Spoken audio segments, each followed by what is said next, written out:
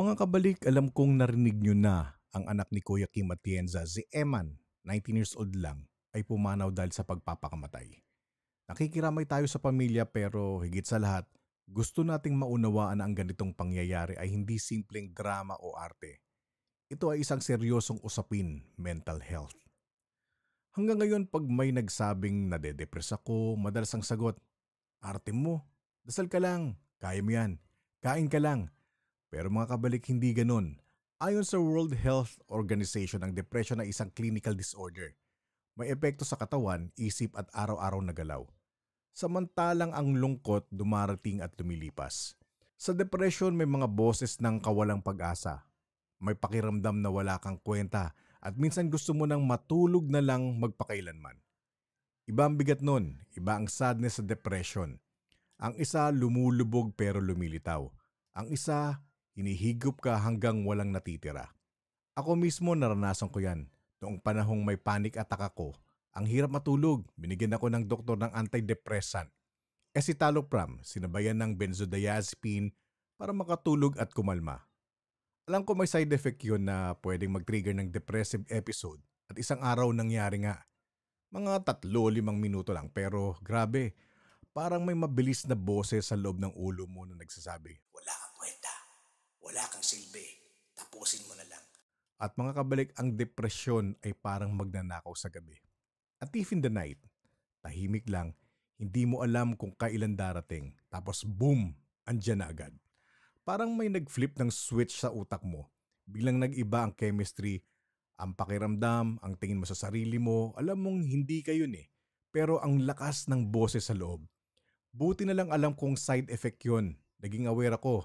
Pero naisip ko, paano kung hindi ko alam? Paano kung tumatagal yung ganong pakiramdam ng isang oras? Hindi ko rin masabi kung kaya ko.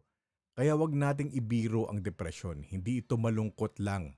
Iba talaga ang sadness sa depression. Ang sadness lilipas, ang depression sumasakop. Mga kabalik, hindi ako doktor ha. Ito ay base lang sa personal experience ko. Kung may nararamdaman kayong ganito, magpatingin pa rin kayo sa doktor. Magpa-check up, huwag mag-stop ng gamot nang walang gabay ng profesional. Nung tinignan ko nga ang buhay ko ulit, napansin ko yung diet ko puro carbs, asukal, tinapay, pasta. Yung tinatawag na gut-brain connection, malaki pala ang kinalaman.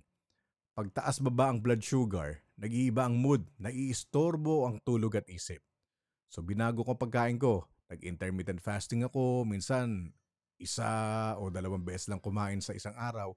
Binawasan ko ang carbs at sugar at alam nyo, lahat naging maayos. Wala na akong iniinom na antidepressant. Normal na ulit ang blood sugar ko. Type 2 diabetes wala na. Lifestyle change lang, disiplina at tamang pagkain. Depression is a mental health disorder na sa DSM-5, hindi arte. Suicidal risk tumataas kapag hindi natutugunan ng depression. Antidepressants need monitoring, may black box warning sa ilang brand. Nutrition and lifestyle impact mood and anxiety. Sobrang carbs at asukal may ugnay sa higher depression rates. Mga kabalik, ang CTA natin sa episode na to ay call to empathy.